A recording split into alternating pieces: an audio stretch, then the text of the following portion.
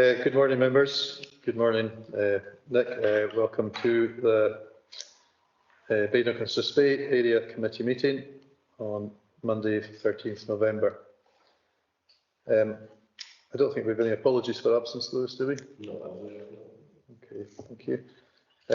Number 2, declarations of interest or transparency statements. I've got apologies, I should have done it earlier. I've got 2 transparency statements. First one in item 4, obviously I'm a member of the Cairngorm National Park Authority Board. And at item 5, I'm a member of the board of Cairngorm Mountain Scotland Limited. But since I won't be putting myself forward for appointment to the outside body, then I will stay in the room. So. Okay, thanks, Bill. Similarly, I didn't actually think until Bill mentioned it. I'm also a member of Cairngorm National Park Board, so transparency statement for number 4. Everyone else happy? Okay. Okay, item 3, I'd like to welcome Nick Nethercott, who is supposed to be on holiday today, so thank you very much for taking your time to come in to see us, Nick. And, back, don't know. Not missing that. I'll hand over to you to present their report now. Thank you. Thank you, Chair. Thank you, Councillors, for seeing me today. So we've all been issued a copy of our performance report for the quarter from 1st of July to the 3rd of September 2003. The performance highlights, based on the KPIs that we report against. For that quarter, that we had 2 accidental dwelling fires, which is aligned to a 3-year average, but thankfully both were classed as low severity and required very little or no intervention, and there were no fatalities from those incidents. Both of those incidents were offered home fire safety business as a result of agency referrals to make sure they are as safe as they can be in their homes. We encountered 4 deliberate fires during the period, 1 of which a primary fire and 3 were deliberate secondary fires, which is thankfully below the averages for that quarter. And in all cases, whenever we experience these referrals are made to partner agencies, we try and work within our communities to keep these as low as possible. During the same quarter, we attended 10 RTC collisions within the Badenoch and Strathspey area, of which thankfully there were no RTC-related fatalities, but we did encounter 15 related injuries, 8 of which went to hospital, and 3 are considered to be of serious injuries. And as before, whenever we encounter these, we could always try to work with our agencies to make sure that we can have our Highland roads as safe as possible as well. So then also going on, for the 1st of July, we attended 28 of our unwanted fire alarm systems with the UFAS signals that we discussed in the last meeting, which actually shows a slight trend of increase within that time. The primary reason for that was actually to do with one commercial organisation, and we're working well with them to try and get these numbers down as much as possible to keep this UFAS ongoing issue we have down to sort of prevent and minimise the disruption of the fire service crews. Obviously, you have the rest of the report, and I welcome any questions from yourselves if you have anything about our performance. Okay, Nick, thank you. Councillor Lover. I suppose my main question is about station availability. Yep. And I think we discussed this the last time. But I think I'm now led to believe that there are different criteria as to the length of period that individual members of retained staff have to allocate to. Does that impact your figures? But also the fact that the grant and second appliance is 8.66% availability. Yep. And that, to me, is concerning. Yep. So maybe you could like to comment on that. Okay. Well, let me say, probably something. Good evening, gentlemen.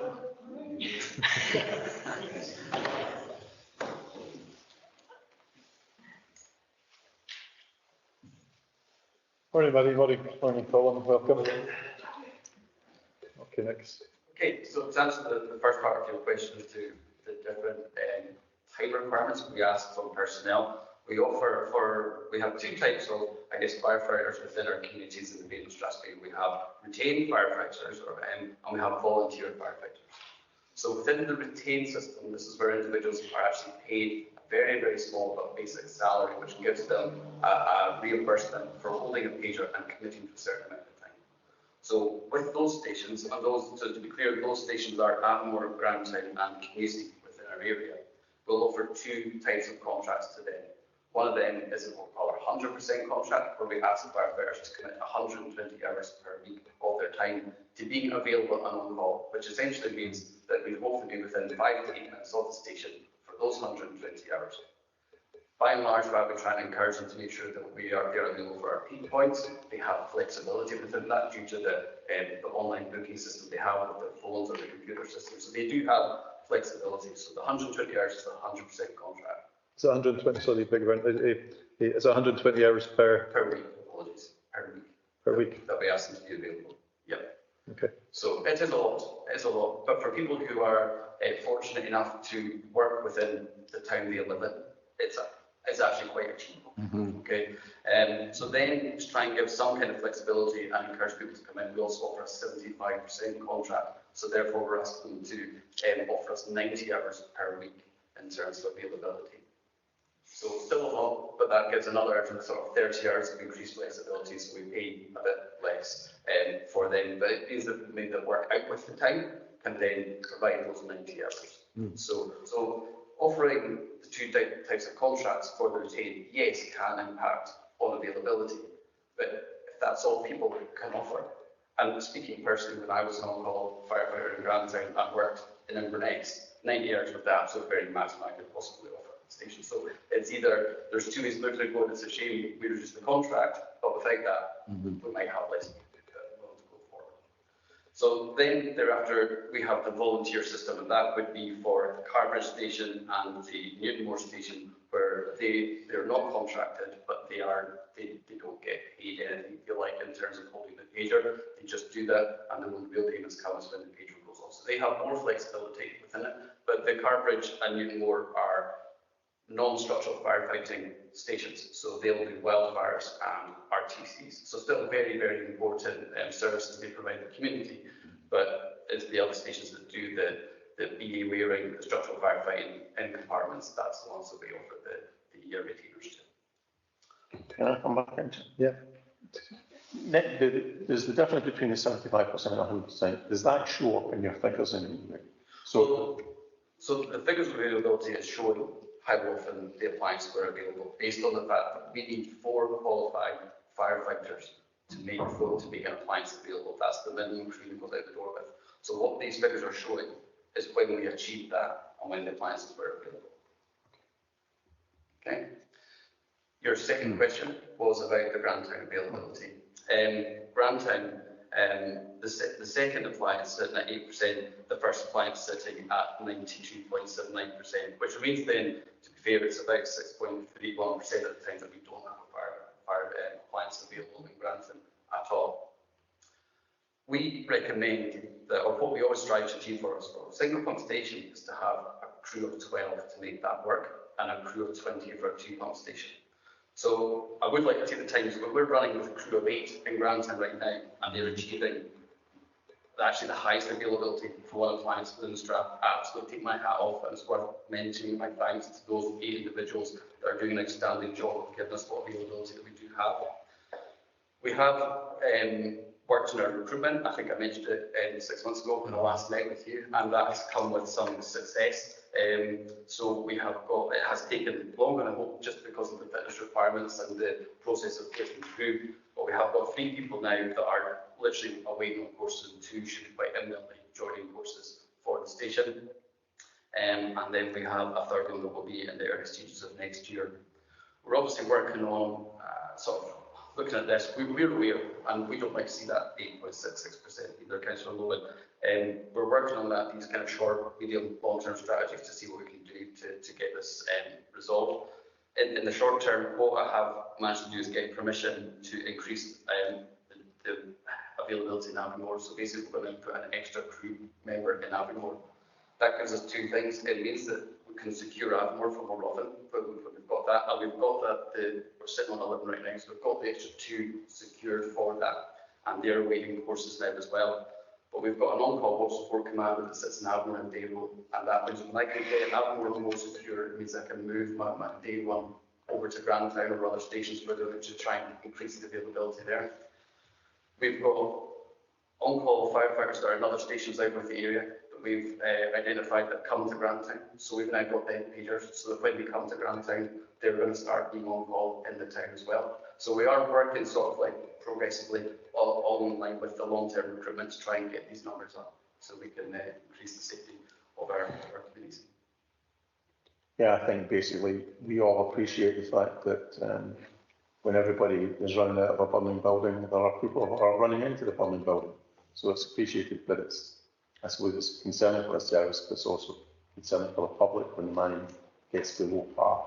Yeah, absolutely. But I'd say, you asked me earlier, am I busy? This is one of my key focuses is our recruitment, our availability. It's managed daily. We look at it daily, but we look at that long term, and we are keen to get these numbers up. But we do need to find more people that are within the community that are willing to come forward and take on that role. So we would always appreciate if you are speaking to people in the community, if you can identify people yourselves, then we'd always appreciate that help of flying the flag, and anyone that works near a fire station in Grantown, and if they live nearby as well, then you can use you as well, you know. Yeah. Do you think is there more that the council, Cairngorm National Park, for instance, that could be doing to, sort of partnership working to help recruitment and, getting a message out there? Is there more that we could do in partnership to help in any way? I think right now the answer is there's always more we can do, and we need to keep networking and trying to get that message out that we are needing, and we'll always need people to come in and come forward and come and find out about that was the purpose of our recruitment stage at the end of the year. We're trying to educate the people. We appreciate some people decide it's not for them.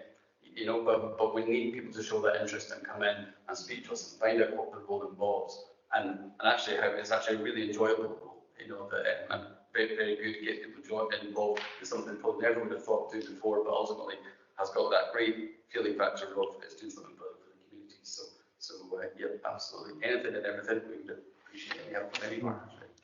Yeah, well, certainly, if you think that there's, we'd certainly be willing to listen to anything. If you want to drop us a note with anything that we could be doing more as a council, that would be, we'd certainly be open to that. Appreciate that. Councillor Coburn. Thank you, Nick, for the report. Just a few questions, just following on from Councillor Logan there.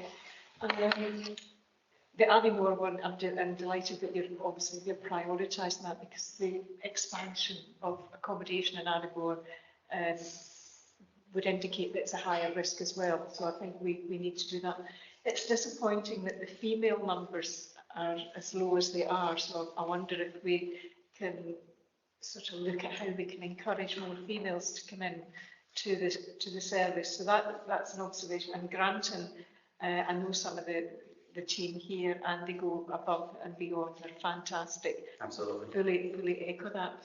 Have you, or has the service looked at targeting some of the seasonal workers we have, and then we could get this duality possibly, because we've got people that obviously work in the hospitality or various seasonal activities in the high peak summertime, but possibly have got availability in your slats. So that was one question, and then I've got two more after. Okay, yeah, no. The seasonal staffing in the area are always welcome to join, but we have to take out the fact that it takes 3 years to qualify as a firefighter from first being employed by us. We do require an initial 2-week course at the beginning, and then 6 months later another 2-week course, and then thereafter it's an ongoing training program for 3 years. At the end of the day, a firefighter is a firefighter. It doesn't matter whether it's a full-time station or an on-call station in a small community. The dangers are present, and therefore we have to make sure that we train everyone to that same standard. So when we take anybody on, we go through a suitability discussion at the first stage to discuss and it's about their lifestyle. What do they do? When are they going to be available for us? We offer the contracts, and we're going to want everybody on these 100% contracts that we talked about, and then 75% is our the lowest benchmark we could go to. Within that, then it's actually monitored in a 12-week average. So some people do have these kind of jobs that take away from time to time. So 1 week there'll be more, or some weeks there'll be less. We can absolutely tolerate that. But what we do need them to do is attend 40 training nights a year as well to make sure that their training is up to that standard, so that they, not just for the 3 years, but once they're ongoing, because things change, you know, we develop, and it's important that that safety is there first, because ultimately we're an employer first. When they come to us with the, you know, the service we deliver is great, but we have a responsibility to those individuals, and so if we can get people in, it has to sort of be within that criteria of a minimum of 75% and 40 training nights per year, which is on average says they can have 1 a month off. Okay, but we are measured. We have to report back to our superiors and upwards on our training and how that's been done. And it's quite a structured training program. So we need that attendance to make sure that we can get people to attend. Thank you. And I think just adding on to what you're saying, I think sometimes the public don't appreciate the vocational and the ongoing training that the fire service offers, because it is very different and it is a real part of our public service and part of the caring and health and wellbeing service as well. There's a lot to do that. And I know that I was speaking to 2 young officers or firefighters recently, not locally, and they were keen to develop their role in rural. They had lots of really good ideas, so I think it's important that we nurture the development and have something that's possibly bespoke to our rurality. And I know you'll shout up for that, because you're very aware of that. I mean, to be clear, within our contracts, we ask our on-call fire, well, all firefighters to take part in community engagements, to take part in that preventative work, rather than basically prevention in this case is way better than the cure of us turning up and putting the fire right. So that alone, within the first 6 months of this year, we have done 74 home fire safety visits in our communities of Badenoch, Strathspey. Out of that, 45 of them have been done by on-call firefighters locally. We do make use of our community action team in Inverness, where maybe a bit more time is required, and we need to make sure there's not someone on a pager that can suddenly run out the door. You know, we're there to do the work for a fact. But all our firefighters do take part in community events, be it as one-on-one within homes. People say, and that would include things like slips, trips and falls, or referring to partner agencies if we identify other areas of need. So we don't just focus on fire safety in the homes. We do a lot. And whenever there are sort of larger events, perhaps in schools or community events, then we will encourage our on-call firefighters to show that presence and be there and support that work as well. I think that's important to get that across. Out of the 74 visits that your team did, were they all compliant with the new fire alarm systems that are supposed to be in houses? So just out of interest. Well, so we wouldn't record that, we would certainly give them the information. What we wouldn't do is leave a house without smoke detection. Okay. But what we can't really afford to, we can't afford to implement and put that in people's houses themselves, given the cost of that. We can't put interim batch over smoke detectors, so we never leave a home without protection. And the advice would always be given to homeowners and such, if there was a need for them to up standard all their smoke detection within the properties. Thanks, Nick. Okay. Thanks, Nick. Councillor Bruce. Thank you. It's interesting that the A9 is well served by the fire brigade. I just looking at that, you've only got Grandtown, King and Nethy Bridge that are not on the A9, which is quite good. The volunteers, what terms are they employed on? I didn't catch it. So volunteer firefighters are, so the only stations we have in the district that would be Carbridge and Newtonmore. Right. Okay. So they're on a more flexible, they're not really contracted to do any fixed number of hours per week as a minimum, but within that they have much more flexibility to what they want to offer. But the service those stations provide generally are for RTCs and for wildfire firefighting. So we may then call upon them if there's other incidents we believe they may be of assistance to other incidents, but generally that's the 2 main criteria that they work for and they train for as well. And is there any financial reward to them? They get paid early, so when the pager goes off, that's with every firefighter, when the pager goes off, they get paid. If they attend training, they get paid. If they come and do any other duties for us, equipment, maintenance, testing, property work, any of that, they will get paid for any work they do. So there's an attraction in becoming a volunteer. Absolutely. I mean, it's never going to clear the mortgage. No. But at the end of the day, they're employees. They get paid, and within the lines of what a firefighter would get. Yeah, no, absolutely. And Newport and Carbridge do an absolutely massively vital job in terms of protecting that A9 corridor as well. We're very lucky. Newport and Carbridge, we've done some more recruitment, and we're looking to see those numbers increase in the next couple of months as well. Right, thank you very much. Thanks, Nick. A couple of things to ask you. Are you aware, or do you have details about any community asset registered in Badenoch and Strathspey, in terms of wildfires? So if there was a wildfire close to Grantown, would we know who we'd be calling on, states, etc.? As a Highlands, we have, as a service, we have the community asset register. I would need to go back and see what's on the community asset register for Badenoch, Strathspey. Right now, I don't know off the top of my head, but I'm quite happy to come back to you with that, with what we've got.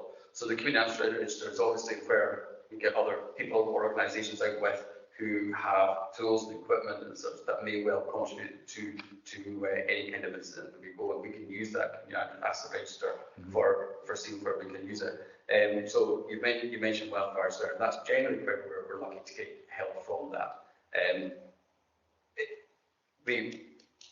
This year alone, for example, there was the Cannock wildfire where we used that community asset register. And what we saw was people coming from very far away to come and support that incident that actually went on for 3 weeks.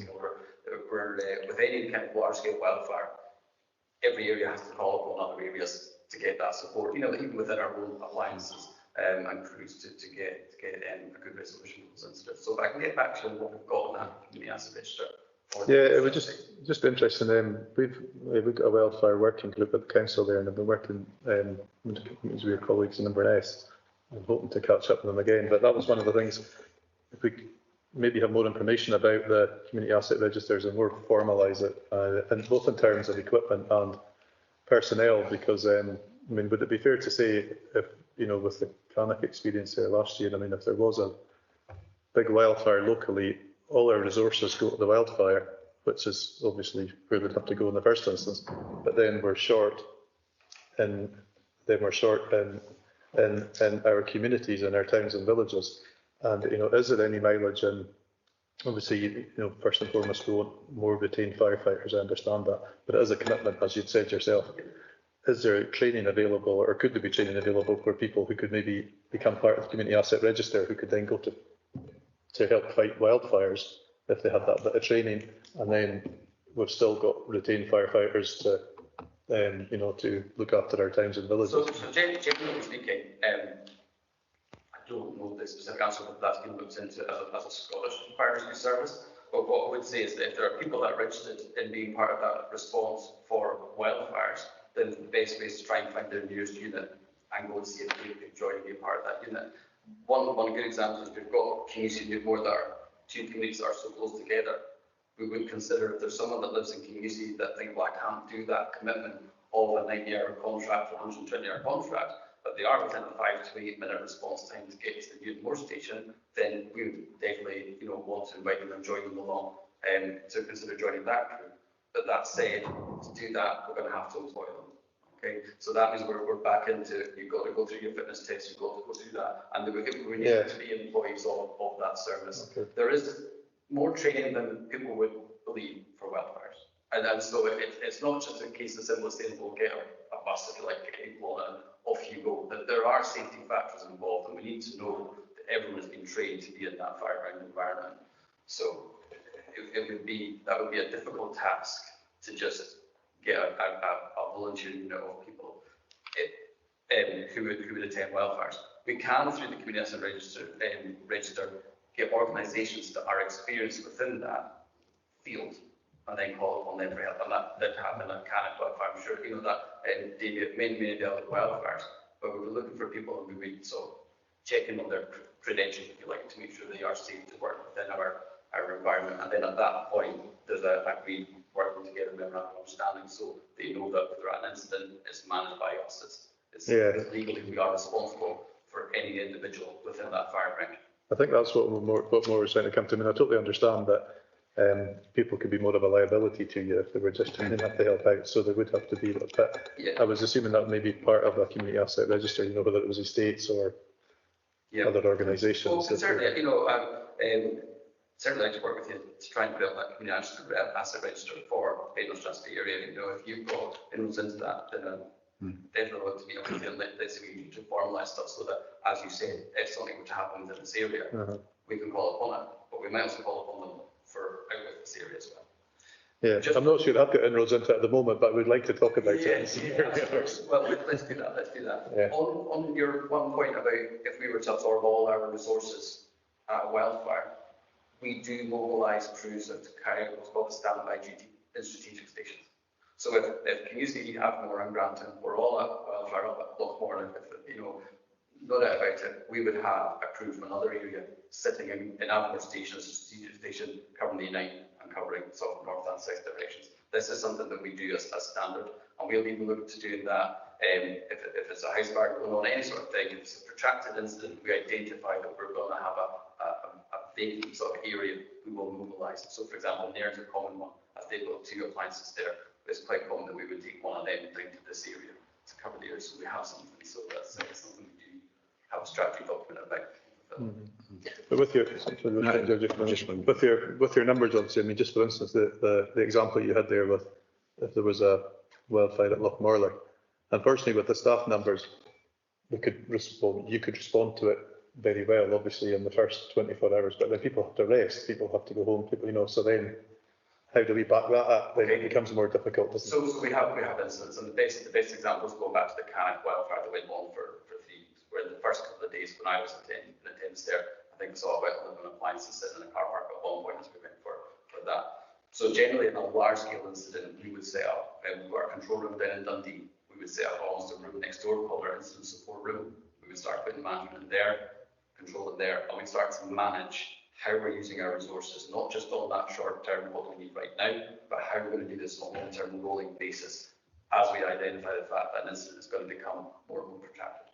So that it's something we're quite experienced of. I mean, if you think back to good local examples, is Beal and Pipe, where we had 7 appliances here in Mongo. So, you know, that incident went on for 24 hours, you know, at the very least. So we're used to having to think like that, and we've got that in place. With Cannock, yes, it tired our crews, there's no doubt about it, because we had crews from all over the Highlands attending Cannock and working there. That's not usual, but that's to try and create that rest to make sure that crews are, but also so that they can then dedicate time to their main employer, to their family, and these are really, really key important things.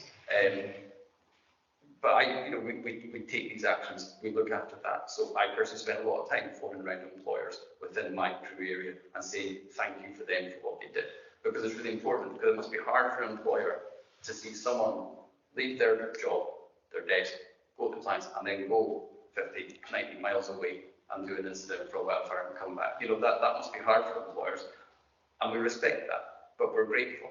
But it comes the other way as well. You know, that we'll ask people from out of the area to come here if we were to have something here. It's how it works. And more serious incidents, I think of the Nairn, there was the Harbour Street fire in the summer there, we lost 7 flats. You know, so again, those multiple pumps there out there working, and you know, so it's how the big engine works, if you like. Okay, thanks, Nick. Councillor Bruce, do you want to come back in? Thank you. In the previous admin, quite a lot of communities were asked to produce resilience plans. I wonder if have you had any connection with these resilience plans that certain communities have produced, or have they been allowed to sort of wither on the vine? I find that the amount of work done in the past to get these plans in place don't seem to feature very much these days. Okay, I mean, all I can say is that we've certainly been involved in resilience groups, and which are obviously there from time where we see that there's a concern for safety within our area. And the best example, I'm going to forget the name of the storm now, Babette. Okay, yeah. So we recognised that the water was coming for the Badenoch Strathspey area. So by Friday afternoon, there's a resilience group, sort of emergency meeting they set up. And I have to say, it worked outstandingly well, I felt, to suddenly have support of SEPA, Police Scotland, NHS, ourselves as well there, and many other partners, and maybe forgetting some of them. But it worked extremely well. When we came together, we shared the information, we were able to identify the risks that was involved and those that were at risk within the community. And in that case, was the Alphamore Caravan Park. Yeah. And so probably about 16 hours before that caravan park did flood, we had that evacuated.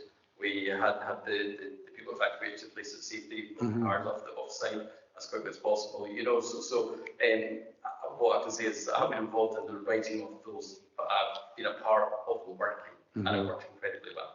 Good.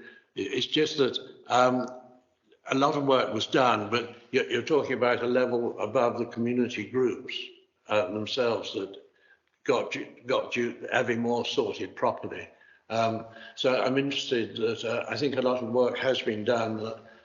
I think Nettie has Nettie's got a good one. they've got a good one, yes. Okay. So it's just that it's getting the two connected. If there is a connection, there may not be a satisfactory connection. Okay, well, so I always say is that Scottish Fire Students were always keen to be involved. So if there are local community groups that have got these or are developing these, and we'd very much like to be involved in that, be able to support and let them know and give them reassurance about what we can do, given the myriad of incidents we might be called. So. Thanks, Nick. Lewis, would you like to fill us in a wee bit about community resilience groups just at this point? Yeah, there's some work has been done in the past with community groups, community councils to develop local resilience plans, and my predecessors was involved in that. It's something that I'm keen to pick up on again with Flexing Care for People group, to help communities to develop resilience plans further, but also to make sure that the communities are aware and excited of what the content of the Care for People plan is. And the Care for People plan contains actions that we can take if there's an emergency incident in a particular area. And Nick mentioned the evacuation of the campsite there. That was part of the arrangements in the Care for People plan. So yeah, it's something that I'm planning to pick up after the interim community council election in January. There'll be some community councils following that point. Okay, thank you, Lewis. Councillors, have any more questions? Thank you, Nick. Thanks, Nick. Nick, thank you very much for your time today and enjoy your holiday. Thank you, Nick. It's still raining. Cheers, Nick. Watch that cable. Risk assessment as well. Cheers, Nick. See you later. Take care, bye. On to item 4, Cairngorm National Park Visitor Managed Review, and to welcome Murray and Colin. Nice to see you, gentlemen. Thank you. Thank you, Lewis. Yes, I'm going to kick off with a few things, so I'll just give you a wee read. So we can probably go to the first one just very briefly. So the first thing we wanted to touch on here is that this whole idea of managing for visitors wasn't really in the previous park plan. It was, but not in the same way.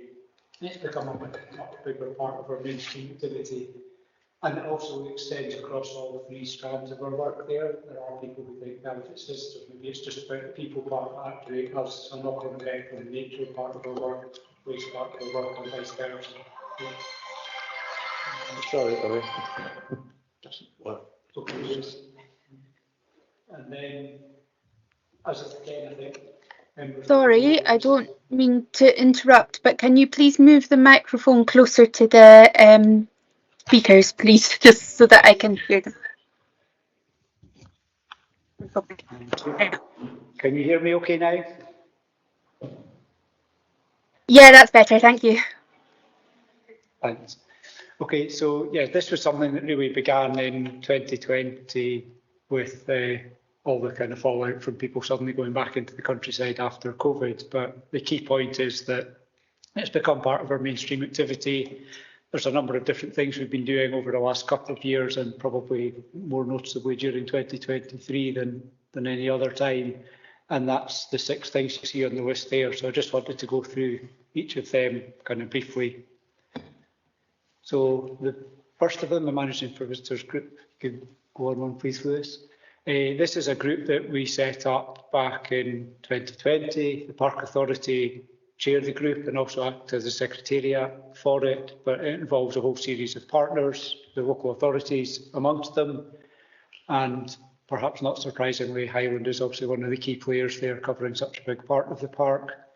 We have the other key public sector partners, very much like we were just talking about with resilience planning. We have Scottish Fire and Rescue, Police Scotland, public bodies that are landholders themselves, like Nature Scotland, Forestry and Land Scotland, but who also have a wider remit. A whole range of land managers, again, some of the kind of usual suspects, so to speak, with the bigger NGOs that have land in the park. But there's also quite a key link with private estates, and the focus there is very much on the estates that themselves see a lot of visitors, and potentially through that a lot of visitor pressure. So good examples of that would be on this side of the hill, certainly would be somewhere like Rothiemurchus, because they're obviously seeing huge numbers of visitors. And just to have a bit of a catch-all for the land management sector, we also have Scottish Land and Estates involved, and they can cascade things and bring things in the opposite direction to and from some of the smaller estates who might not sit individually on the group. The group meets fortnightly over the summer. It's an online meeting. It's a very kind of short, sharp thing on Wednesday morning. So we all come in, we go through a whole series of topics, in particular giving updates on what's happened over the previous fortnight and what's expected in the coming weeks. In winter, we dial that back a bit and we meet monthly, and we tend to focus on a specific topic there, partly with a view to preparing for the future. And one final thing they do is they confirm the RAG rating, which is something that we submit via Nature Scot to Scottish Government. They're trying to capture information across the country about this, and I'll come back to some of that in a later slide. They also, as part of this planning, had a bit of discussion in the early part of the season as to where are the areas that some sort of focus is likely to be required in the coming season. A certain amount of this is not just about being responsive, it's also about kind of predicting things. And these are largely the same ones as we saw in 2020, but with a couple of changes where some issues have been addressed and it's now no longer quite such a pressure point. But the red ones being the ones that see greater pressures in this area. There's places you'd recognise like Loch Carton, Loch Morlich, Glenmore area, for example. And then other areas that may still see some pressures, but not to the same degree. And there you might be looking at places like Glenfeshie, for example, or Loch Inch. So undoubtedly there are some pressures there, but they're not the same scale as some of the others. Okay. Moving on to the next of the list of topics I gave you there, part of that managing for visitors is done through the kind of presence on the ground that we have. We have a family of ranger services model that many of you are no doubt aware of from years gone by. It's been in place for many, many years now. So within that, there's a Park Authority Ranger service, which currently includes 5 full-time all year round rangers, a further 11 who we take on for the season. And there's a split, roughly speaking, half in Badenoch and Strathspey, half spread across the other half of the park, or the remainder of the park, I should say. We also take on a few trainee rangers, so they're always out accompanying rangers. They don't do quite so much on their own, but it's a good opportunity for younger people to get into not just the ranger service, but just a kind of land-based career generally, if they wish to. And these rangers undertake a whole series of patrols across the area. The focus is very much on engaging with people in a positive sense and trying to encourage good behaviour, giving them advice, perhaps very appropriately, considering your previous presentation, a lot of that advice is around what is appropriate in terms of fire. And generally the answer to that is none at all. You should be using a stove. Inevitably, there are some kind of nuances to that, people coming up with an enclosed fire pit going, well, is that okay, because it's not actually an open fire. So there's a bit of not just saying this is what the law says, it's also saying this is what is sensible in the circumstances, and building that rapport with people so they're more likely to respond to what we're encouraging them to do, rather than that more heavy-handed approach. Useful to say that particularly with Glenmore in mind, we've as we have done in previous years, we've had some joint patrols with Police Scotland. That's allowed not just additional boots on the ground, but it's also allowed some of these things to go on later into the evening, particularly at weekends where we're more likely to see issues there. And certainly it's interesting, I think, that having been at other events where Police Scotland have referred to this, and they refer to the fact that they see very few problems when they're around. I suspect the presence in uniform has an effect there, but they certainly feel it, as do we, that it's valuable. I think their presence definitely does change the way people will respond to things. And then lastly, with the ranger services, a key part of this is also gathering data from them. And indeed, that's something we're going on to be looking at partly this afternoon in our own organisation, but also in coming weeks, because making the case for things like funding right through to a national level, inevitably people are saying, well, what are you going to do with the money? Where's the evidence? What have you done with it when you've had it previously? So the rangers gather a whole series of data. Some of it's very basic stuff, just like the number of patrols they do, but it also goes down to things like the number of bags of litter they've collected, the number of fire sites that they've cleared up. And that's probably, again, a useful one to just focus on a touch more. Inevitably, they'll come across a certain number of live fires, particularly if they're out times like Friday or Saturday evenings. But they also come across a lot of used fire sites that are maybe from a few days before, maybe from quite a bit of time before. Places that they're patrolling every day, obviously they're picking up on that very quickly, but there are other less pressured places that their patrols are less frequent. And so when they do come across fire sites, they become very adept at clearing them away, so there's no evidence. The assumption being that if people come along, they see a fire site, they think it's okay to do, they'll copy what other people had done previously. So that's quite a key part of what they do, especially, I guess, on morning patrols. They're clearing away evidence from before. Another part of the I was just going to say, just to follow up that data thing, one of the things we're going to look into in a lot more detail over the coming weeks is how different parts of what they're measuring match up with each other. I didn't put these in to show any specific patterns, but clearly it shows that there are peaks and troughs, and some of the very clear ones to me are early on in the season. As you'll all be well aware, we had a really good spell of weather last summer, and the number of fires shoots up at that time. What you can also see from that is how some of the patrols are also managed so as to cope with these peaks. So there was a bit of a peak coinciding with some of them, maybe not as sharp, but once we got into the August bank holiday, we were well aware of all the discussion around fire earlier in the season. We knew the forecast was good for that late summer bank holiday that much of England takes, and you'll see there was a huge spike in number of patrols undertaken at that time, specifically to try and head off problems before they occurred. Much of the investment has been around that, in a sense, revenue spend, people on the ground at the time to engage with people, but there's also a certain amount of what we do is looking that bit further ahead and investing in bits of infrastructure, which in itself can help manage what visitors do. Some of that's fairly routine type things, such as investment in the path network. I mentioned one at the top there, slightly hidden behind the little blue box, but this winter we're doing a bit of work on the northern part of the Aviemore orbital route and improving some of the standard of the path there, making some of it more accessible for a wider range of people, and that also provides links into the Speyside Way as it heads over towards Boat of Garten.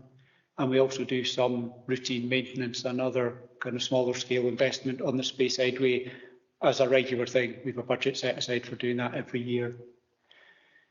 We invest in other bits of visitor infrastructure, predominantly through a thing called the Visitor Infrastructure Improvement Programme. That's largely been used as a grant scheme over the last couple of years, and in part that's because with our own Cairngorms 2030 activity, we haven't been in a position to lead on larger projects ourselves, although that will hopefully come back onto the radar now that bid is in, and hopefully we'll soon be hearing the results of that. But we have made some grant awards to a whole series of partners to put in infrastructure that will benefit visitors. The second one on the list there that you'll see right behind us here, obviously the community funded and led project to take on the public toilets here, but as part of that also adding a motorhome waste disposal unit so that those who are not using sites have an extra place in the area to dispose of their waste.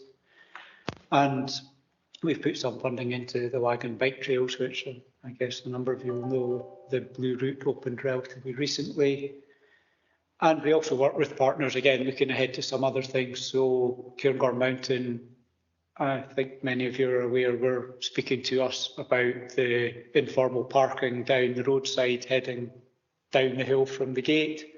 One of the solutions there was, let's not just block it off and leave it as it is. Can we actually do something more worthwhile with it? So they're looking to let a feasibility study on whether that could actually be turned into some sort of active travel route so that it was a safer bit for walkers and cyclists coming up that last stretch. So it takes away the parking issue, but creates something else at the same time. And part of the reason they're looking into the feasibility is also how could it be done so that when they do desperately need that additional parking, bluebird days in the winter, for example, there will be a way of removing whatever barriers are there to turn it back into parking when they want to do or need to do so. And then lastly, on infrastructure investment, many of these things, as you'll know, take a few years. So sometimes it's a case of putting in a wee bit of investment first to find out what needs done and then to draw up plans for it. And there's a couple of things we've been looking at just over the last few months. The first one, slightly less positively, we went out to tender to get somebody to look at access points for the Spey, largely for canoeists, but also for other water-based access. We didn't actually get any responses on that one, so we need to go back and revisit that and then go out again to try and get that one done. The Old Logging Way is obviously a key way of getting people out of their cars in the Glenmore corridor, and one of the challenges at the moment is that there are areas of it that are maybe not up to the standard it would need to be to do that, so maybe needs to be widened, maybe needs to be surfaced differently, and there are places where it's a little bit away from the road and maybe a little bit away from the facility that people might be wanting to get to. So desire lines have evolved through the trees. So we'll be looking to actually get some plans for proper links there. So an example of that would be Lochmorlich Beach. If you're coming along the Old Logging Way to get there, there's a recognised way that takes you straight through to the beach rather than you having to do a bit of zigzagging around, as is the case at the moment. But it's not just the low ground. There's a few upland path things that Outdoor Access Trust for Scotland have been contracted to look at, and particular focus in this area is the Mila Buchel path, because that's one that we always see as being almost a wee bit of a hybrid. It's an upland path in terms of the nature of it and the climatic conditions and so on it has, but it's actually used by visitors in very much the way that a low ground path might be. It's very heavily used in comparison with other upland paths, and probably also used by a market that is that little bit less your out and out hill walkers than you would find in many other routes. So it does face quite a lot of pressure, and there's a lot of work we think will be required on that in the coming years. So there's a survey of that being undertaken at the moment. Okay. I thought it was useful to touch just very briefly on the Cairngorms 2030 project, because whilst it's not visitor specific, quite a lot of the work, as I'm sure you're aware, is going to be around the active travel networks we have, and some of that is about the networks in communities themselves, which we're referring to now as active communities. There's also an element around connecting up communities, so off-road routes, the best example, bear in mind where we are, probably being Dunlane Bridge to Grantown, which is moving on quite well at the moment. And these are things which we think will also help visitors get around, not just locals, and can also be part of that longer term selling message that if you do actually use public transport to get to Aviemore, for example, there are ways of getting around once you're here. You don't necessarily have to drive from Glasgow, from Edinburgh, from wherever. So it's all part of that picture. I think we're realistic enough to accept that we're not going to get huge numbers of people doing that immediately, but we have to put in place the right infrastructure, and we have to have the right facilities once they get here before they can be encouraged to come here by another means. And then the last couple on the slide there, the cycle-friendly Cairngorms and changing travel behaviours is all about the softer elements. Again, it's probably a bit more aimed at the resident population, but that will include things like having adequate and safe bike parking, partly for residents who might live in flats, for example, so they don't have adequate storage to own a bike. Some of it might be about very flexible bike hire schemes, so that people who either live here and need one or who visit here will be able to pick one up just to use for the day or two that they want. But I think also key to stress at this point that that type of network is different from what we would expect the bike shops to continue doing. We don't want to tread on their toes and start competing with them, hiring out an out-and-out mountain bike for somebody to go off for a day's dedicated mountain biking. This is very much about something that's appropriate for getting around relatively small areas. Okay. So that's just a little bit about some of the Cairngorms 2030 things that we think will have a knock-on impact on managing for visitors.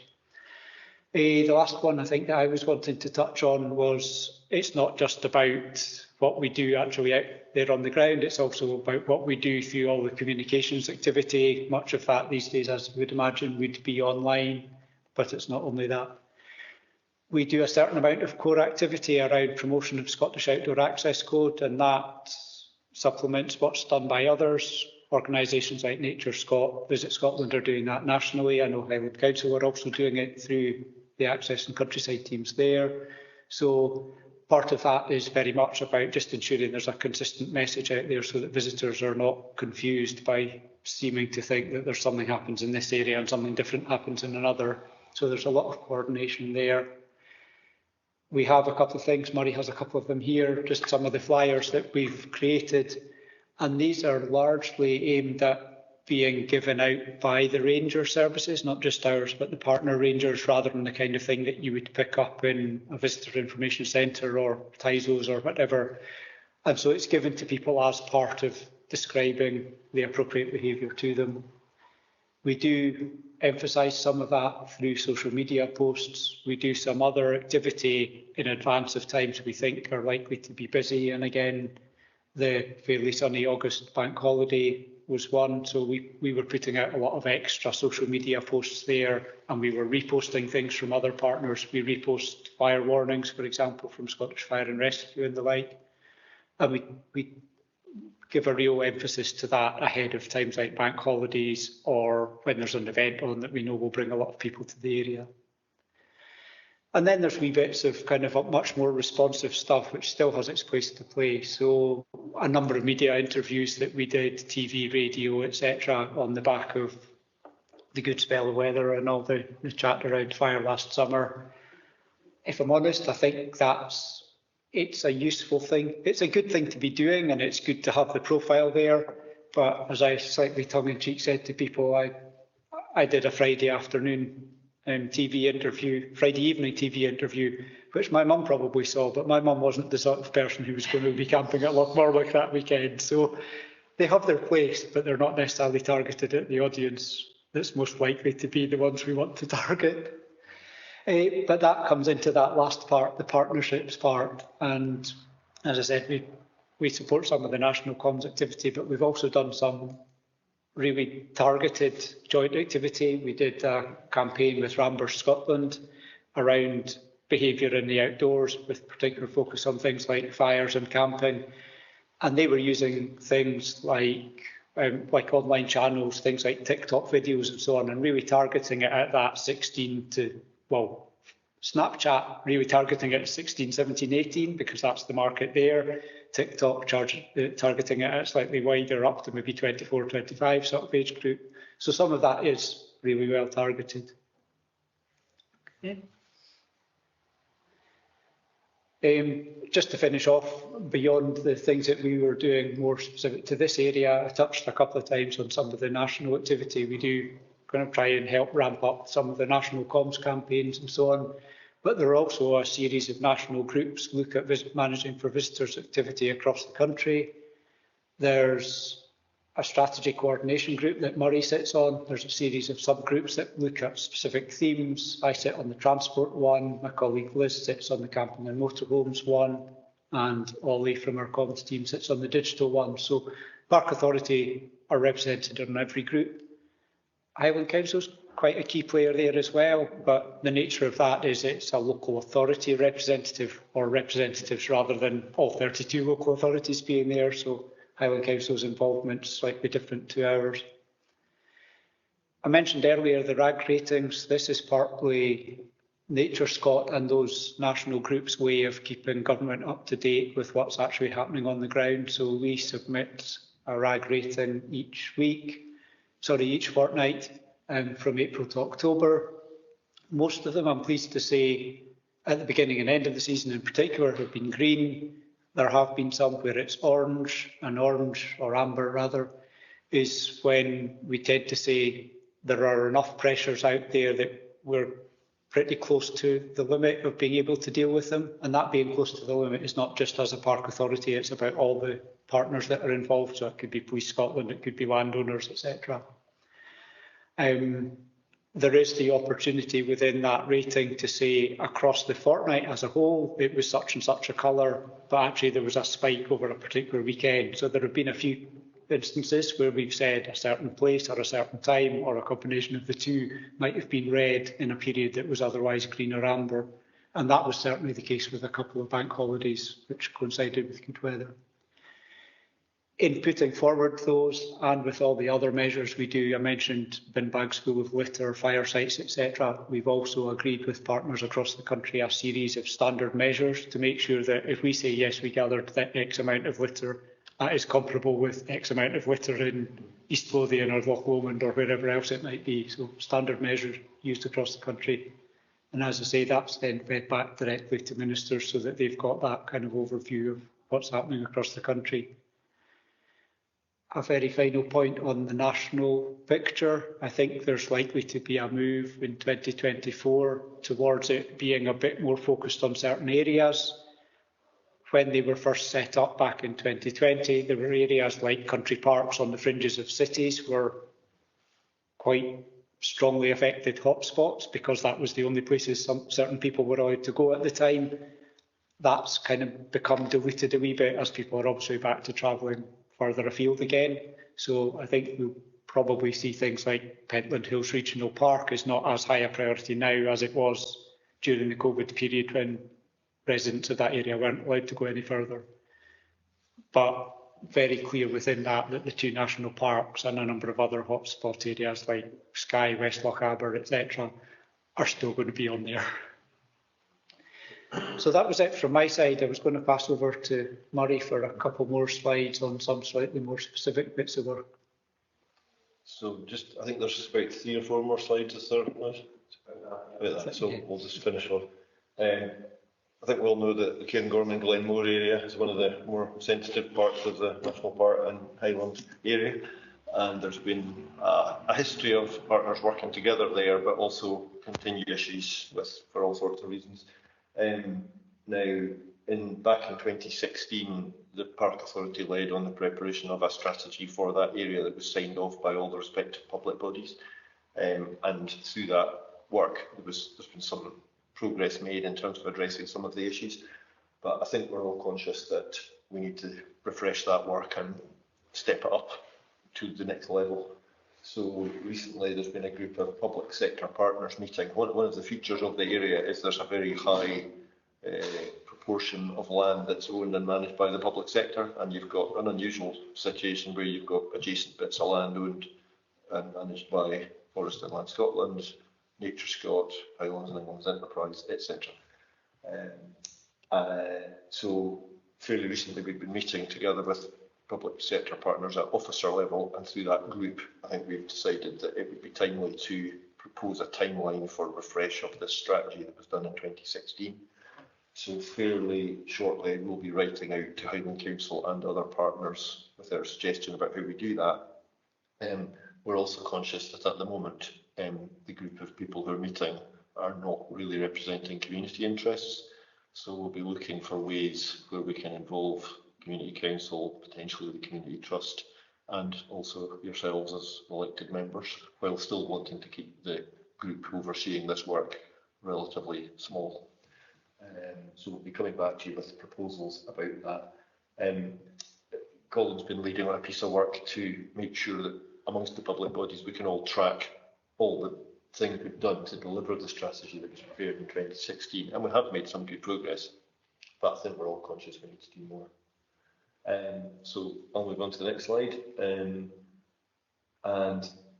This slide is all about why it's quite timely to talk to you today, because those of you, 2 of you who are on the National Park Authority Board will know that we've got a meeting on the 24th of November.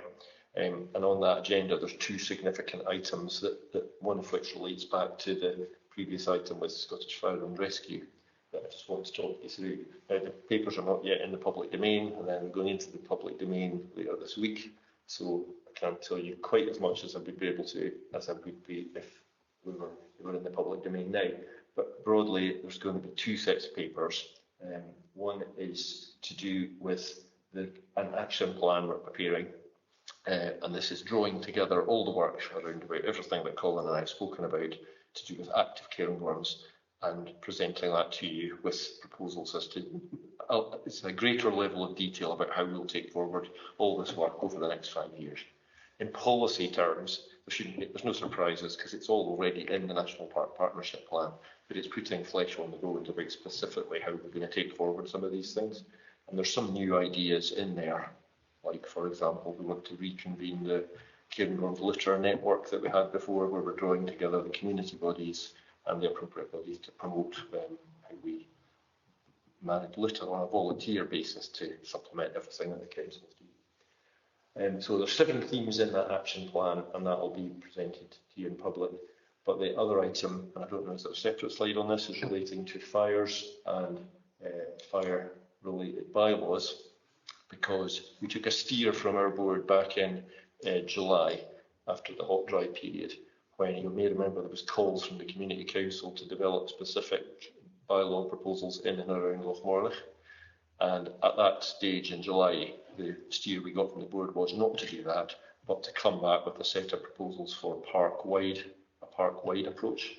So we're going to be taking forward a series of options to the board on the 24th, and with those options there'll be an opportunity for a fairly significant public consultation. Now, those options will include some bylaw proposals, but also there's other options that will suggest if people don't think there should be bylaws, then there's an option around that as well. We are conscious, we've had a lot of discussion with Scottish Fire and Rescue, and with Nick specifically in the last couple of weeks, and we are conscious this is going to provoke a bit of debate in Scotland. We'll be identified as a part of Scotland that is really trying to move this issue forward, but we think that's absolutely deserved because of the significant natural features here that are at risk. We're also going to be, and this is in the partnership plan, advancing our work to prepare an integrated fire management plan for the national park. And there was quite a lot that came up in that previous discussion where to do with volunteers and communities, where I think we could use that as a vehicle to stimulate the debate and help Scottish Fire and Rescue recruit more people and raise public awareness.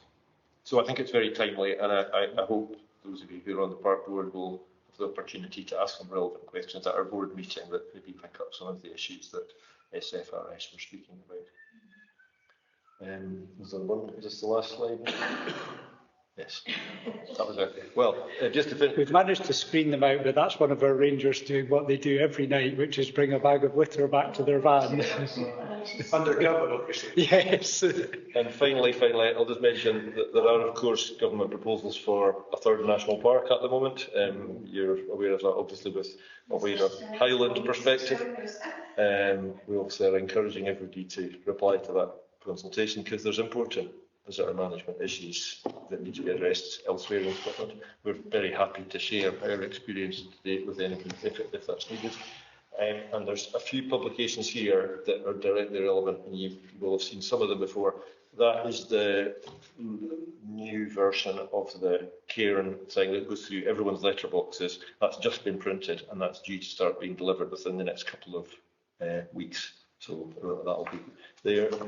These are ones relating to campfires and barbecues, Tread Lightly campaign, and I didn't bring along multiple copies, but I hope you've all seen Scottish Outdoor Access Code. That's the 137-page document that describes the word responsibly, and that's interesting as well. That's our camper van leaflet, and we worked very positively with the Cairngorms Business Partnership to produce that leaflet. So it's a business-led approach, and we know that's very, very popular with visitors everywhere. Thinking where the most appropriate places for camper vans. I've only got one of those, but if you need more, let me know. Yes, but we've got more in our office. I just didn't pick them up. Is this the first camper van literature that's been produced? It was produced last year, and we did something before, but it's the first part-wide approach that we've had, so it's been very popular. Okay, thank you both very much for the presentation. There's a lot to unpack there. Are you happy to take questions? Yeah. That's okay. Before I bring my colleagues, could I just ask one thing, Colin? Something that you said there that's caused a wee bit of confusion. And when we talk about partnership working, we all want to make sure we're on the same page. So the bit of the parking just before Cairngorm ski area, car parks, which you talked about, we are in the process of, well, it's going through the process to have no parking there at all. Yes. We've done the yellow lines, and there'll be no parking on the verge. So I was a wee bit confused when you were saying you were going to do something that could maybe allow parking there on blue sky days or something. You said, we're thinking there's no parking there whatsoever. So my understanding, and apologies if I've not got that quite right, but when we spoke to Richard about it, he was saying that the current traffic order is a temporary one, and so there would be the opportunity to create something else there in future if required. I thought it was going to be in place for a 2-year period. Would that be right? Yes, well, it was. And I think that what Richard's alludes is that the order would be reviewed after a period. Right. And that could be amended. Yeah. So the thinking was certainly that there wouldn't be roadside parking as it is just now. It would need to be constructed in a dedicated way. So it might be, for example, a cycle lane that's big enough to be parked upon. There's barriers there, so it can't be used in the summer, and then they could create temporary parking from it in the winter. But as I say, at the moment, this is HIE looking to do a feasibility study into whether that is actually an option or not. And they have been speaking to Richard about it. So I think he was aware of the basics of it, but obviously the Commission's not been put out yet. I think we maybe need to get a message about it, because as I understood it, and everybody can correct me, when the car park was only quarter and a half full, people were parking there because it was paid to park in there. Yeah. And it's not ideal, obviously, from safety, etc. Exactly. So we have set in motion to put double yellow lights there, which won't allow any parking on the verge at all either. You would be ticketed and park on the verge. I think we understood. That was going to be renewed after 2 years, but I don't think we were thinking that there was going to be any parking on it, to be honest. It may be as part of the review, there's not. I think it was what I were saying was they would like their consultants to look at all the options, of which, one of which might be to reinstate parking there for ski days. I don't think anybody is expecting a need for parking there in the summer because there's adequate parking in the car park, but there are a few ski days when, even with both the car parks in use, there's still not enough parking. Okay, I'll pass on to Councillor Long. Well, basically, this is about partnership working. And how can you partnership working when none of the 4 members of the council know anything about this? I'm a member of the Cairngorm Mountain Board. I'm a member of the National Park Board, and I'm also an elected member, and I know nothing about this. Well, let me assure you, Colin, that the idea that we have is not to have ad hoc parking. And the possibilities of it being an active travel route is something completely different. But it will not be an active travel route whereby on high days and holidays, someone can just decide, oh, we'll just let it park there today. No, I'm sorry, that cannot be. And there needs to be far, far more consultation with the elected members of Highland Council before statements like that are made. One of my points was, right at the start, you showed a map with red hotspots on it. I'm quite surprised to see that 3 of them are in Badenoch and Strathspey, and there are 8 spread across the rest of the park. So I'm really surprised with that. And obviously I don't have any figures to back it up, but it is surprising considering the percentage of visitors who come into the park that come to Badenoch and Strathspey compared with the rest of the park. These were fed in by the landowners themselves. I suspect the rationale behind it is partly they may have rated it in slightly different ways, but I think there are some other areas of the park where the issue is more around that the capacity for them is so limited that a small number of people is too much for certain areas to cope. And I think one of the ones on there, for example, was also Loch Kinnaird, and that was because there were some very specific wildlife disturbance issues in that area. So the reasons can be different in different areas. I think if you were taking it on a scale basis and drawing circles of the right size, somewhere like Glenmore would have a huge circle and the other areas would be small dots. And I suppose my final point is, Murray, you talked about significant progress that's been made in Glenmore since 2016. Let's be honest, in 9 years, not a gigantic amount has been done. Not nearly enough. And I think we need to appreciate that. that has been a major failing of the collaboration between the park, the council, FLS. We could have done so much more in 9 years than we've done up to now. And anyone who still thinks that a row of black and white barriers along the edge of one of the most beautiful parts of Scotland is appropriate, I'm sorry, they don't have my support. And hopefully one of these days, snowplough driver will misjudge it and knock them all down. But we certainly need to focus far more on Glenmore than we have done. People happy to comment on that just now, Yes, if you want. I mean, I think the delicate issue for the Park Authority in that area, as across the whole park, you'll know that we're not owning or managing any particular piece of land, and we are absolutely reliant on whoever owns and manages the land to take the lead and make things happen. If you recall the discussion at the last CNPA board meeting, there was significant comment and criticism, which I know members here contributed to, about how that work was happening. I know there's discussions still going on around that, and we'll be reporting back at the next board. But we do need the partners to take a lead and make the right stuff happen. Since the strategy was approved up at Cairngorm Mountain, we've seen the master plan being approved, and High are now getting on, and Cairngorm Mountain Scotland are getting on and delivering that master plan, the mountain bike tracks, etc. But the Park Authority's job is very much to bring the partners together and try and give it impetus, the stuff in between the land management units. And we're certainly going to be turning up the dial on that because it is needed. Okay, thanks, Will. Councillor Cooper. Thank you. Thanks very much, Colin, for the detail of that. Thank you very much. Just come back to the Rangers. I think the Rangers do a fantastic job, but I don't think we get the messaging out. People just think that walking can back in line with a bandit. And I really don't think we collectively market what we do and arrange, public service. Information from teachers, so I think we really need to know what the Rangers do, and particularly supporting them as well. So I think that's important.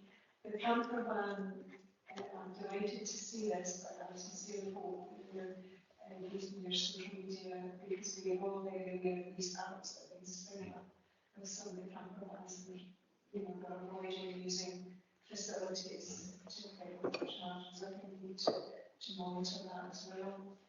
I'm going to throw a couple of Colin, I usually do. Part of the education is a huge thing in the outdoors. Are we, or are you as an organisation, promoting the risks and the treaties that we've got? Helping people identify that you can't come everywhere, but it's a real problem that we're facing just there. I know the council are aware of it, but again, it's that outdoor education and just having everything abroad. And you've got science in keeping the explain why to keep this particular area because of the risks. Okay. If I can come back, maybe just on the camper van one first, it's probably worth mentioning that the national group is actually being led by Chris Taylor from Visit Scotland, who I think many of you will know since he's their Highland regional manager.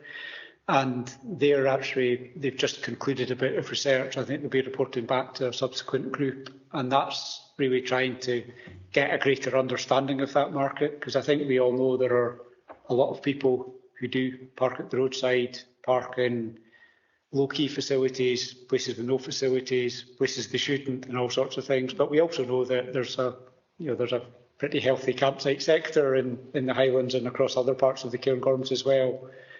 So they're trying to just do a wee bit more to quantify that, what size that market is, how many are doing each of the different things, and also try and understand the motivations for it, because there are those who say they're staying at the roadside because the campsite's too expensive, and other people are saying, no, it's a lifestyle choice. They want to wake up in the morning with that wonderful view.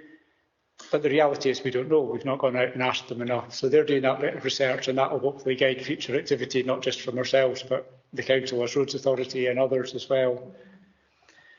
The thing you were saying about the things like tree diseases and so on, we if there's a specific issue at the time, our rangers will certainly impart that to the people that they're engaging with. I'm not aware of them doing anything on that, but there has been stuff around avian flu, I suppose, as being an equivalent to that. So their signage has gone up locally, which I know local authorities have tended to lead on. But our rangers are also briefed about that, and they explain to visitors what they should or shouldn't do. So in that direct engagement sense, yes, they would be doing some educating. I know our nature team also have a look at these things and work with the landowners, but if I'm honest, it's not one of these things where we're necessarily going into schools or anything like that and passing it on. Thank you. Okay. Yeah, thanks, Paul. One or two things. Just to go back to the hotspots thing. We talked about it last summer, obviously, and one of the things was talking to local people like Glenmore, and I know this is a really difficult subject to hold, but they were always saying Glenmore's one of these places, a lot more like it could almost be de-advertised, because it's always the picture that everyone wants to look at, and everyone comes there, and it gets lots and lots of business anyway. But I know the business owners there would obviously be quite sensitive about it. But I was quite interested. I was at the Cairngorm Business Partnership Conference the other day, and I picked up Cairngorm National Park brochure for 24. The ticket is to be left in Airbnbs or It's the landmark publication. Yeah. And 3/4 of the front page is a picture of Lochmorley.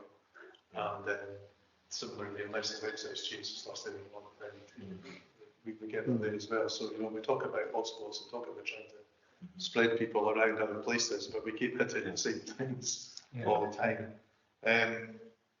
Another point was the police patrols. It wasn't up until the start of the summer. I had that because of being elected at that time.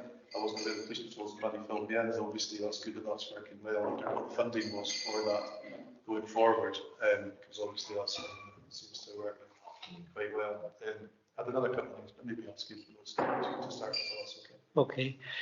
On the bedroom folders, that's certainly something we can pick up with likes of Landmark. I think we've recognised ourselves that because we don't do any direct visitor promotion in that kind of publication sense, we'll do behavioural type things as we've talked about here, but any of the out and out tourism promotion is either Visit Scotland, CBP, or the commercial sector like Landmark.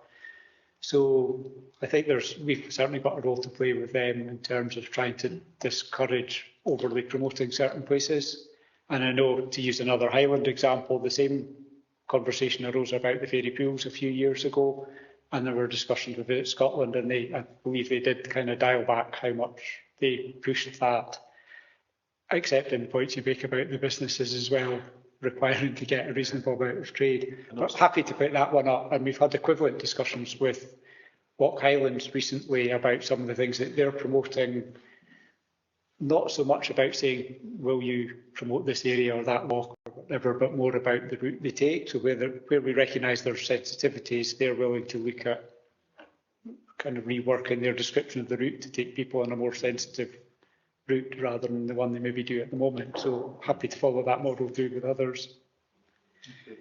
If I can just comment on that issue as well. I mean, we were invited to speak fairly recently to Visit Scotland's marketing and comms team. I think there were about 120 of their staff were together, and we were speaking to them online. And that issue was certainly a significant part of the discussion about helping them recognise the sensitivity of over promoting any particular area and making sure that we're taking a more nuanced approach. I think exactly as you and Colin have suggested, with social media and images now, it's a much more difficult area to control because a lot of things are shared amongst the user community. And we've seen parts of the park that are our example of what did happen in Skye with the fairy pools, where you saw a very significant increase in a short space of time. But the other thing is we have, of course, tried to invest in other parts of the park that are, we want to be attractive. So in the Badenoch area with partners, including Highland Council, we've invested over years to try and create more of a destination there based on stories and cultural heritage. And up in Tomintoul, we've worked with the local community to develop the world's biggest dark sky park. And then we've identified a scenic tourist route, the snow roads that starts in Blairgowrie and comes to Granton. So we're trying to take a broader approach to not over-promote any particular area and make sure the big landscape has got a good positive degree of positive promotion.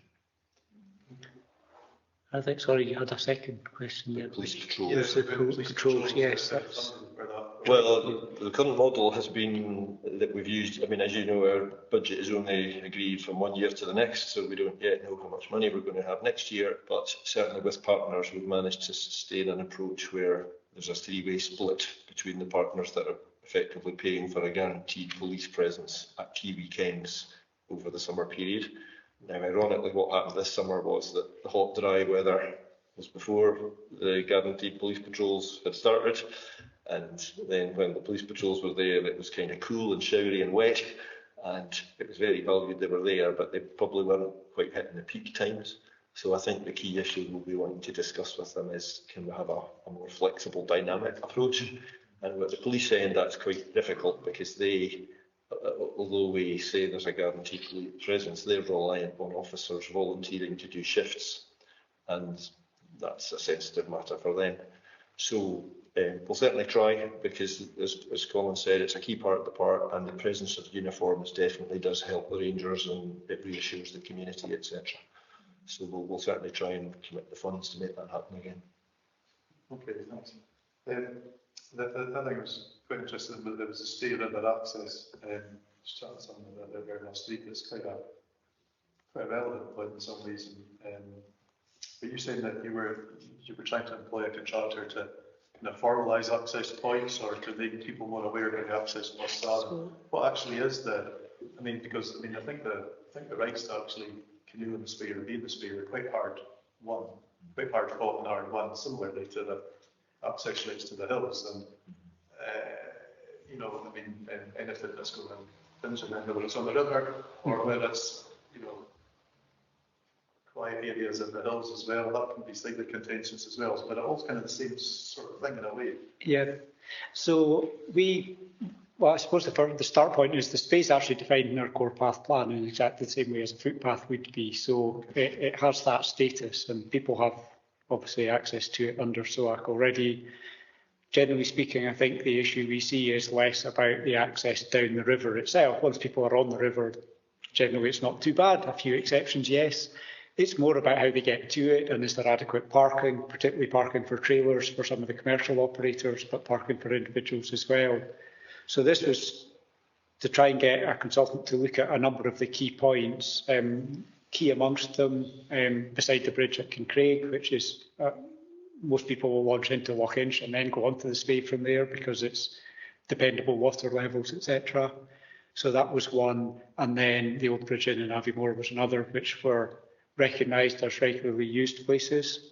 There were also a couple of others that were less regularly used, but were certainly known about. So beside the golf course up at Dalfaber end of Aviemore.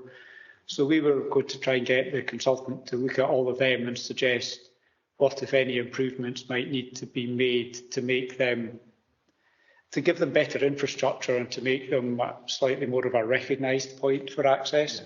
It wasn't to try and agree access, because that's already there, albeit I think you're aware with the Old Bridge Inn and the fact it's going through planning about the beer garden car park area just now. That's something we're commenting on through the planning system. But for the other ones, it was also about what might be done to improve the experience for people. So better parking, potentially somewhere to leave trailers. So that would obviously need to be organised with kind of landowners and so on, because that's not part of the normal access rights, but it's still a key part of people taking access in these places. Okay. No. So we'll go back out with that one, but we maybe need to revisit it and work out, why did we not get responses this time? Is it just that the people we went to happened to be busy? Because it was done through a quick quote process where we only went out to, I think, 4 recognised providers. There are obviously lots more out there we could go to. I think it would be a good bit of work, because obviously people do have a right to get to the street. Yes. It's difficult, just like identify and some, you know, I mean, that can create there's a bit contentious with to the river, etc. So. And I think, to be clear, it's probably about small scale pieces of work at the end of the day, but we just want that positive approach that we're actively designing something that the users want and then protecting it. We might need to reach management agreements with each landowner separately. But we just want to take a strategic approach about all the access points so that we've got a positive agenda there. Okay, thanks, Mike. Lewis, would it be appropriate, hopefully we can finish on a good news story, could you give us an update on Glenmore about the toilets and the tunnel? Oh, yes. Is it a good news story? If it's not, maybe don't tell us. It was underneath the blue bit. There was a bit of a good news story. Happy to do that. So yeah, the construction of the toilets has been completed, and we'll have a formal opening of the site. It's open to the public now, but we'll have a formal opening to once the signage has been completed. Discussion with colleagues about when that can be done. So yeah, it's been a real success. It's been a piece of work that's come out of that visitor management group that we touched on earlier on, and the project's been funded jointly between the council and the National Park Authority. It's taken us, I think, probably longer than we would have hoped to get the project delivered. But there was some complications, to say the least, with respect to the groundworks on the site, which caused pretty significant delays and additional works. But yeah, it's a really good news story that hopefully create a positive impact on visitors and the community as well. In terms of the underpass, we'll hopefully have a phase 2 of the project, intended to take a paper to next year, 2020. So we get potential use for space funds in the ward to refurbish the underpass and then get up with to the toilet block. So yeah, that's where we are. I'm happy to take questions on that part of it. So there was a picture in our presentation, but it was underneath the did you see that? You were spared, Lewis. It was the two of us peering in the door. Okay, that's good, Liz. Thank you very much. Members, any other questions for anybody? Thank you. No, thank you very much. Nice to see you. Thank you. You got further agenda items now, or? Yeah. Thank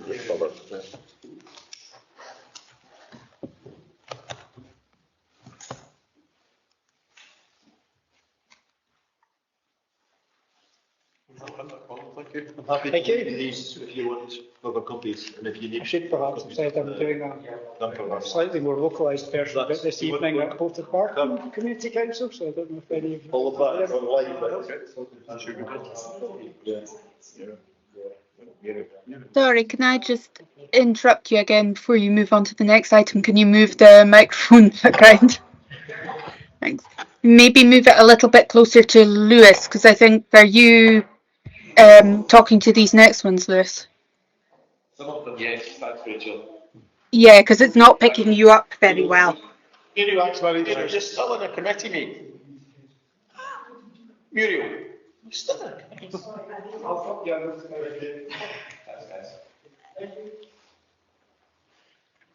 Okay, thank you. Moving on to item 5, appointments to outside bodies. The committee is invited to agree an appointment of one member of the area Badenoch Strathspey area committee to the Cairngorm and Glenmore group. I am happy to volunteer for that, but I don't know what colleagues feel about that. Well, I don't think it's appropriate that I do because I'm a member of Cairngorm in Scotland. And I also wonder why we're getting one member. If I can. Yes, Lewis, please. I attended a meeting of that group just over 10 days ago, and as Murray touched on at the previous item, part of their strategy to draw the public into the review of their plan is to bring in a representative from community councils, a representative from community groups, and one elected member. I can go back to them and say that you would be keen for more than one elected member to be on that group if that was your desire. I think you're different from a community body. This is basically the Badenoch and Strathspey Area Committee, and it's not all about who they want on it. I think we should get 2 members. Yep. I don't think it should be the option for them to say no. I think we should demand to get 2 members. Mm-hmm. That's it. Happy to go back to them on that. I don't think there would be any resistance, but I'm happy to go back to them with 2 suggested representatives from the members. Well, obviously said it's not going to be me, so. Would anyone else like to? I could be. I'd be quite happy to do it. Yes. Okay, then I would propose Russell and Mary would do it. So we need to propose and second and then agree. John, would you second that? Yes. Yep. Okay, well, I think that's agreed then. Thank you. So just for clarity for the minute, Chair, if I may, so that's, it'd be yourself and Councillor Coburn that will be on that group, correct? Yes, Yeah. that's correct. You get that, Rachel? Thank you. Okay, thank you. Item 6 is street naming, Carbridge and Cromdale. So we're invited to agree 2 street names for the 2 new streets in Cromdale, and also agree a street name for the new flatted development in Carbridge. So perhaps if we went to 2 first, and 6.2 first, and agree a street name for the new flatted development in Carbridge. I think that's is it Struan Court? I've got it in front of me. Struan Court, yeah. Struan Court. I think that's quite settled. Yeah, we'd have to Very agree sens- that. Very sensible. Yeah, agree with that. Okay. Lewis, do you have in front of you the 2 names for the other one? Beg your pardon, sorry. I do, Chair, yes. So, and maybe if I could just go back slightly. Normally, our street naming numbering process would require that street naming requests are considered by the relevant community council. However, just now the 2 relevant community councils are in abeyance, and in fact their street naming protocol allows for them to these decisions to be taken by the committee. So yes, so we've got that one that you've agreed in respect of Carbridge, but there's a further one in respect of Cromdale. The developer has made 2 suggestions in respect of the 2 streets there. One is Dolly's Way and the other is Gordon Place. Chair, I would ask the committee just consider what they would believe to be a good street name and take a decision on that. So, well, we'll start with Gordon Place, and then we're happy to agree. Yeah, Gordon Place. Yeah, agree with that. And the next one's Dolly's Way. Has anybody got any comments to What make? way? Dolly's Way. I think that's completely inappropriate. Yes, I think it sounds awful. Can I make it? I've got a suggestion because the Jacobite Highlanders were under the command of Major General Thomas Buchan, so Buchan would be a relevant name for Cromdale. Okay, I mean, are we agreed that are we agreed that we don't agree to Dolly's Way? Certainly not. So, and we have to agree a name today, is that what we're saying, Lucia? Yeah. Okay. Okay, John, so your suggestion is Buchan Way. I do wonder, do we run the risk of getting into something with around another name that we don't really want to? I mean, I'm not saying we don't agree that. A counter suggestion might be Spey Road. If there's not a Spey Road in Cromdale, then maybe that's really. Very red. I've just been looking at a tiny thing one. Muriel, do you have any comments? No, I think if there's something local, yeah. Yes, I think Spey is a bit too obvious. I mean, there'll be Speys all over the islands. I would support Spey Road or whatever.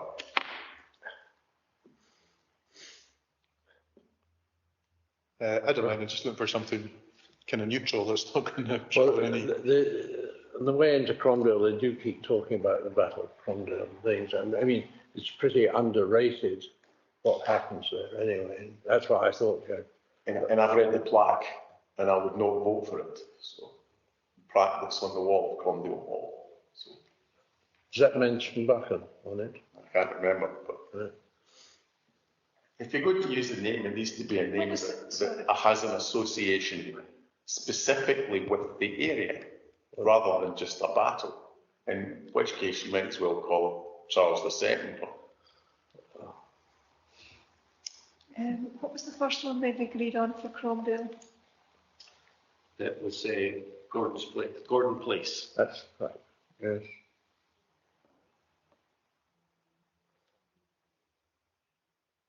Could we not just call it Gordon's Avenue as well? No, you can't do that. You can't do both. Okay, sorry. See, I'm not a postman. So.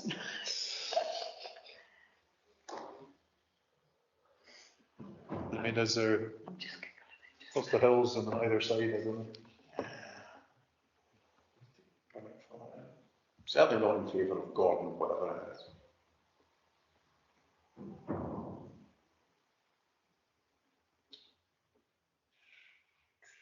You can call it sewage works. The only thing about you could call it Buchan Place, and then in 5 years' time they'll discover that Major Buchan had a dubious history or something. There's the Highlands, which is There you are, John. There's the street names just now. That's Cromdale street names there. They've got they've been still those names Yes. from there. Yeah. Right. Also, if I looked at the Badenoch slope, it's called Cromdale. So that was one. Bonmore Cromdale. That's not good. Chair, I have a map of the area I could put up on the screen if that would. Russell and I are just looking at the map. Got it, right, okay. I'm just looking at the street names they've already got. Surprised the office menu is that. Strong.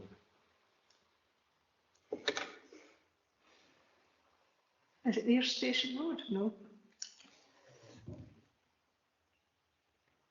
Because they don't have a Station Road.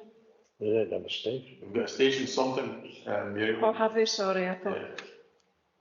they've got the old station, that's Yeah, what it is. There's the station. Yes.